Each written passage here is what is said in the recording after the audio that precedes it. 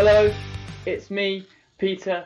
Today I'm talking to you about cricket. Specifically, I'm going to be talking to you today about the test matches taking place between the West Indies and England. The first of those tests finishing on Saturday evening, where England were able to not lose for what felt like the first time in eternity.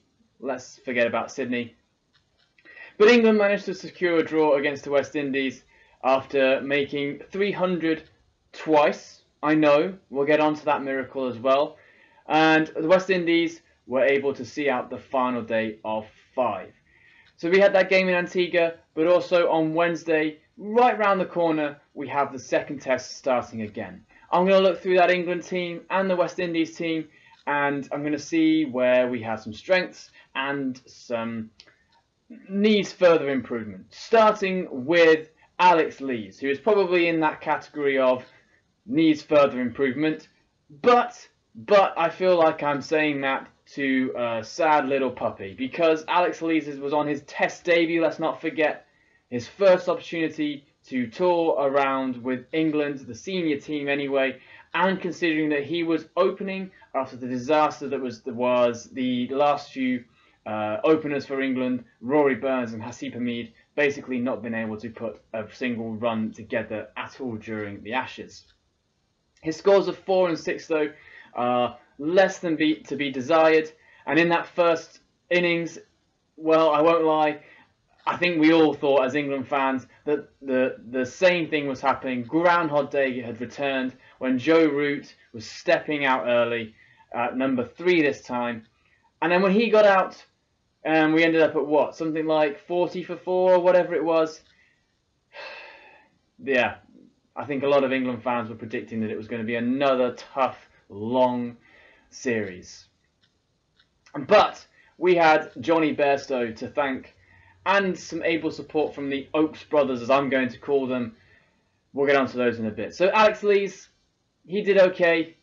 He needs to be hoping that he can get some runs in that next test match. Zach Crawley, on the other hand, after a slow start in the first innings, has shown why there is so much talk around him, potentially being able to open England for quite some time. The 121 that he scored in the second innings helped to not only allow England to pass the West Indies total, but then also to set a really demanding challenge for them in their final innings. So Zach Crawley had a fantastic test match. Joe Root, another 100. I wish that I could just do anything in my life as well as Joe Root can bat sometimes. He is an outstanding specimen of top quality batsman. He still is the world's best in my opinion. Forget Marnus, he still is the world's best at the moment. His 13 though, his leave of the ball in the first innings made him look a bit silly, but he made up for it in the second innings by batting so beautifully with Zach Crawley. And I think what I liked about their second innings partnership is that after setting a total and after recognising that there was time to kick on, both of them did that really well. In particular, Dan Lawrence in the second innings did that really, really well. His 20 in the first innings was someone that was showing a bit of promise, and he probably would be disappointed in himself wafting at a ball outside off. But that 37 in the second innings was exactly what England needed to maintain some and then build on the momentum to then go and set a challenging total for the West Indies on that final day. Ben Stokes, I thought, bowled exceptionally well. He was back to his best, aggressive, and setting the line and the length that was always going to be challenging the batsman for the West Indies. And with the bat, he did okay. He was there to support when things were collapsing around him. Him and Jonny Bairstow in that first innings were the ones that pushed England back onto the right line after the disaster that was that morning session. And here we come to Jonny Bairstow, who, let's be honest, I think I'm maybe possibly one of his biggest fans out there. In the last video that I did, I know I said he needed to stay at number 6. Was it number 6 that he came in? Yeah, number 6 that he came in at. He needed to stay there and not be moved around, not be messed about like he's been done so many times before for England. And what happens? A man in form, confident in his place in the team, stays in form and scores a really important 140 for England in that first innings. Let's be honest, without him and without the support that he got from the Oakes brothers in Stokes, Folkes and Wokes, I can never say that enough. It just sounds so good. Without that support, England would have been in an absolute misery state. 140 was about half of the 311 that England made as well in that first innings. And what I liked about that knock in the first innings was that he was slow and steady to begin with. He recognised that he couldn't play possibly his natural game and go out and swing hard at the ball because the situation required him to bat time, and he did. He batted time, and then towards the end, once he was getting to the 100, once he got past this 100, he looked to push on a bit harder and score runs quickly, especially because he was starting to run out of partners by the end of that point as well.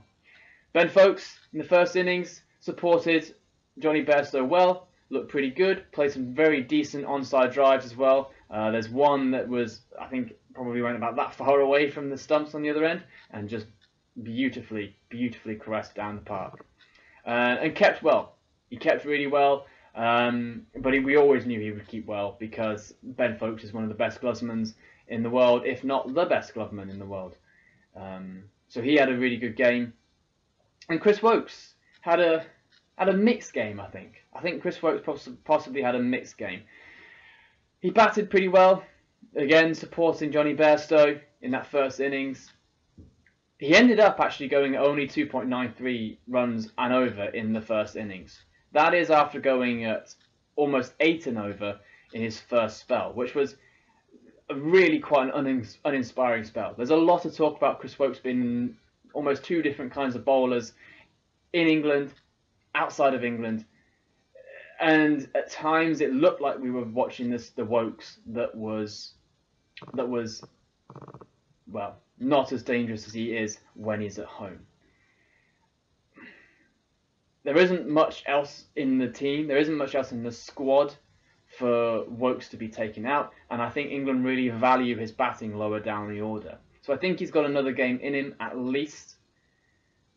Whether he changes in some sort of style, can he go into short pitch? Can he pitch it up a bit more? Just try to change something up so he's not that just 80-mile-an-hour line and length and thank you very much, I'll go and see you off and then club you down the park when you bowl a bad ball. I don't know. But maybe he needs to kind of have a look at how he bowls abroad because the same thing that he does in England clearly doesn't work here. Overton, I thought had a pretty decent game.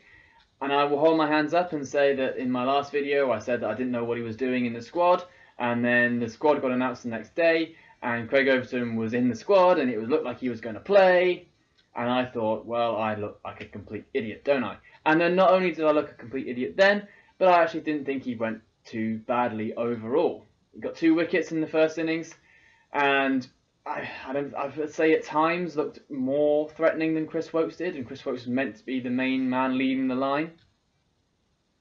I think Overton, will he get another game?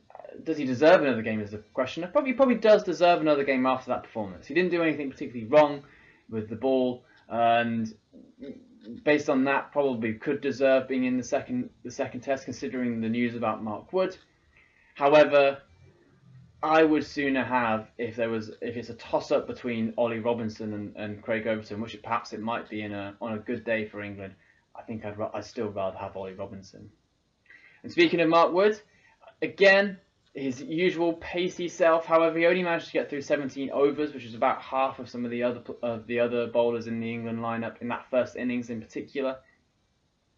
So there's clearly an injury there, which is the grass is green, the sky is blue. Mark Wood is injured. It does look like he's not going to be able to play a part in the second test. But England really do rely on him for being something different in that team. If you look at Wokes, if you look at Overton, Stokes to an extent as well, Wood really is that difference, that different factor that can be at 90 miles an hour consistently and trouble bowlers and batsmen, that way. So England will be hoping that he can be back quickly for the third test. Jack Leach, I thought actually had a really good test. He was incredibly tight in the first innings. I think he had something like 9 maidens in a row, something like that.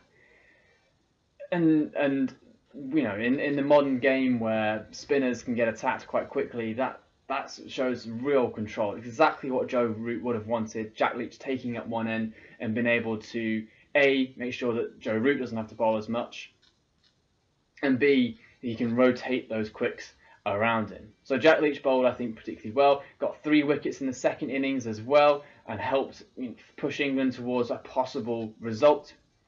So yeah, I think Jack Leach will be pretty pleased with his overall contribution, especially after lots of people wondering whether Matt Parkinson should have had a go, particularly after Jack Leach having quite a disappointing Ashes series. Ben Stokes, like I said, I think was back to his best bowling, but the person that we have to talk about with the ball, of course, is Dan Lawrence, who didn't have many overs, but took the big wicket for England on that, almost towards the end of that final session, when he got Naruma Bonner out on 123, fiddling down leg stump. The finest of edges. Dan Lawrence, with your amazing action as well. We have to discuss how wonderful the action is. It's literally the definition of my favourite action, I think. Forget all the other bowlers. I want to watch Dan Lawrence bowl. His 1 wicket for no runs as well. I think he bowled 2-3 overs and was not hit for any. Oh, that's what cricket is all about, sports fans. That's what cricket is all about. Quick roundup of the Windies team. Craig Brathwaite and John Campbell, I thought, were pretty good at the top of the order in the first innings, and were making it look easy compared to our bowlers, who perhaps were not offering a great deal of variation, and going at 4 or 5 runs and over, which is in modern Test cricket an outstandingly quick rate. Shamar Brooks had a quiet game. One of the more recognisable figures in the team had a quiet game with just 18 and 5. But the man that really stood out from the West Indies batting lineup was, of course, the century maker in the first innings, Naruma Bonner, who also made 38 not out and kind of killed the game, and England chasing a result in the second innings. That 123 was almost off a run every 2 balls or something like that, which show how well he dug in and made sure that after a good start, there was a bit of a collapse. After that collapse, the Windies were not going to fall apart, and ended up taking the Windies past England's 311 in that first innings for the 375 that they ended up getting in that first innings. And he was really well supported by Jason Holder with a good 45 and a 37 not out in the second innings. A decent knock as well from Joshua Da Silva and Veersamy Permaul. So there's a few notable batsmen down the lower order of the Windies attack that helped to push them up. And overall, it was a fairly even test, I think. Both teams making 300 plus in the second innings, in the first innings, sorry. England making 300 again in the second, and the West Indies battling out for a draw towards the end. It went all the way with 5 essentially full days. We had a bit of rain on the 4th day and the 5th day, but overall we had enough cricket to justify a result, or at least try and get a result. The pitch was okay. Perhaps a bit more of a didn't do as much towards the end for the spinners as perhaps we would have imagined. And England, I think, will be pleased that they just didn't lose, especially after being at something like 40 for 4 in the first innings, again away from home, to rally, to score 300 twice. Shows promise. Shows promise. Root didn't really make anything particularly bad in call-wise with the captaincy. I think we declared probably the right time, just enough time to go and try and attack at least, and I think we fielded pretty well. We certainly fielded better than the West Indians did, particularly with the slips, which has been something of a weakness for us for quite some time. If you think about the chances that went, particularly between keeper Da Silva and I think it was Jason Holder at first slip, the number of chances that went between them, and no one dived for it, and they just sort of watched it go past. England were much better in the field than the West Indies. And the West Indies will be trying to hope that that changes in the second match, which starts on Wednesday. I can't really see either team wanting or needing to change their lineups.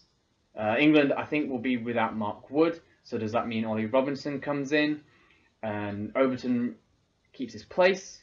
Maybe they try Saki Mahmood to keep that bit of variation in the attack. I certainly hope so. That's what I would certainly hope to see. I'd also be kind of concerned that if Ollie Robinson came straight back into the team, it would be a very, very samey England attack with not a lot of variation.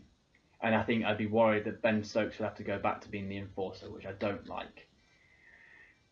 And for the West Indies as well, I feel like they don't really need to change a great deal. They got past a decent total that England set. They've got runs in there. They've got wickets in there. Kemar Roach was pretty good in the first innings for them. I think he got two wickets. And Jaden Seals as well. Who can forget Jaden Seals taking four for 79, and a bit of jug avoidance there. I think it was a really even test match, and it'll be quite exciting to see whether that continues in Bridgetown as well.